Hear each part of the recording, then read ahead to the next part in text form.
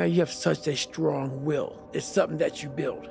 Like, I never forget, I was on a podcast one time, and this dude goes, you were blessed with a strong mind. What the hell are you talking about? I was blessed with a strong mind. That's something that you have to develop.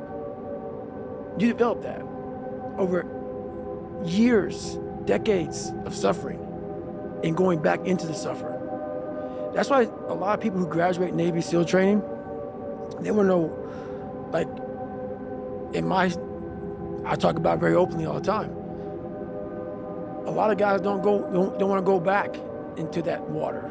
They want to go back into the hard stuff. Maybe not anything hard in life. Once you get through it, it's like you become a POW. Like, how many POWs you know want to go back to POW camp?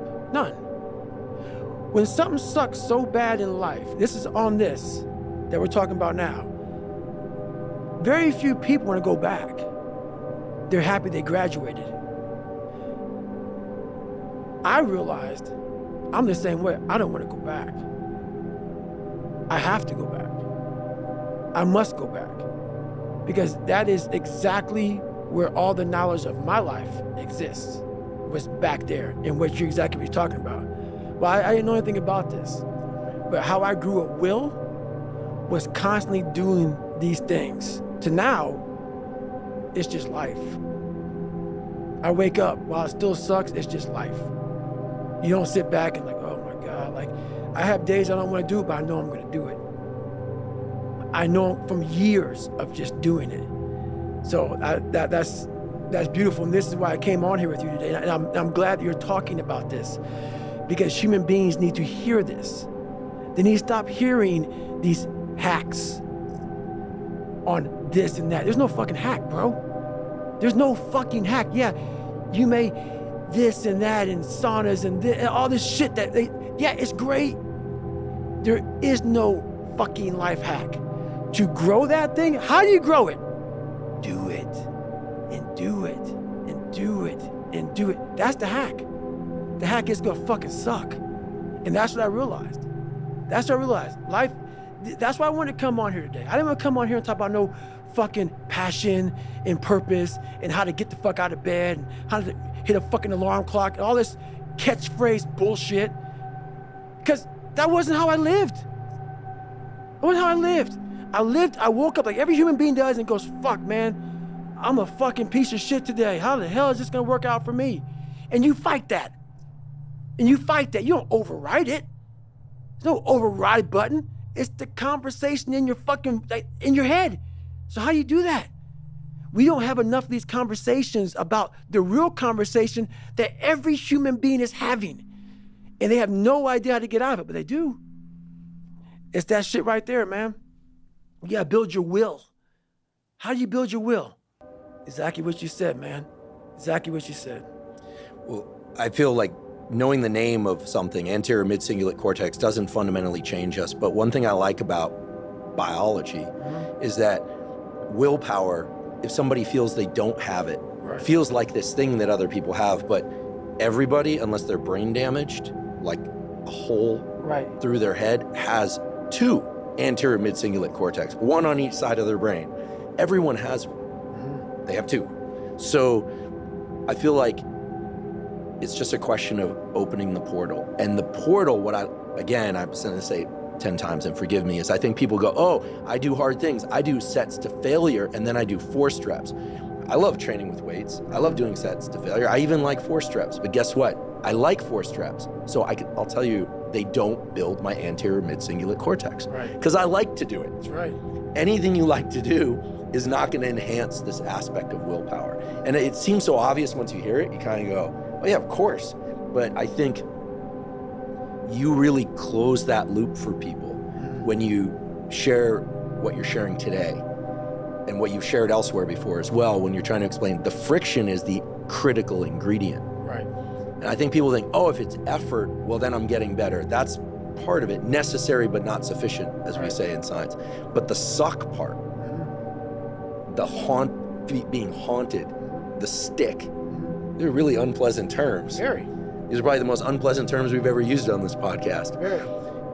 Those are the levers. Those are the gears, and without those, this thing that you're talking about, David Goggins, as a verb. Right. You know, I sometimes make the joke, but it's not a joke. Right. Goggins is a name, and it's a verb. People go, I'm gonna Goggins that, right? But that's, I think, again, I'm not a psychologist, but I think that's what you're talking about. The stick, the friction, being haunted.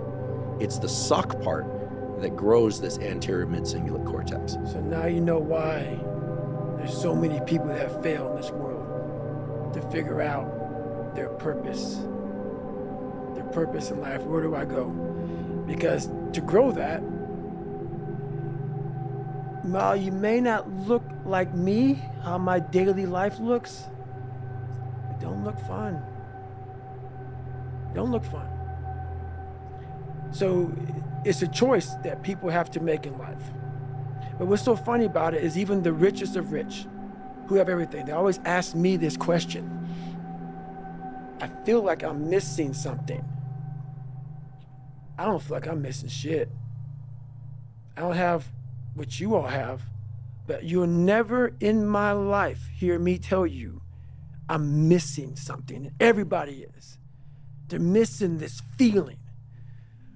I found it a long time ago. I found it right there in that willpower thing.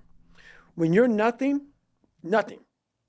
and change yourself into something like me, you call it happiness, peace, whatever the fuck you want to call it, people are missing exactly what went on with David Goggins. Why don't you smile? I do. But I figured something out. That's why you'll never hear me say I'm missing something. I found it years ago. You find it in the suck. You find it in the suck, and you find it repeatedly in the suck, to the point where you know exactly who you are. Most people are missing something because they don't know who they are. They never examine themselves. They've never done this experiment on themselves. The lab rat, we're all lab rats, but you're also the scientist. You create your own self. Most people are missing something because there's so much trapped in there. I don't even want to say potential. I think that's a word used out too much too.